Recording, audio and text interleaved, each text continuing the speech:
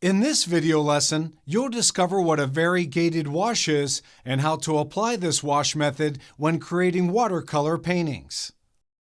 I will show you how I used a variegated wash when making this still life painting. I am painting the liquid paint onto the dry paper surface. You will see that I do not mix chosen colors together on the palette. Instead, I add them almost randomly on the paper next to each other.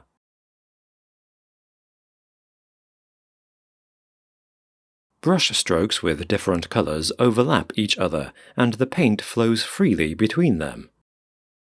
This results in smooth gradations of colors, without any sharp borders between brush strokes. Because the color varies from one area of an artwork to another, this painting method is called the variegated wash. You may see on this example that I am applying all three pigments, yellow, red, and blue, next to each other without worrying too much about their precise locations.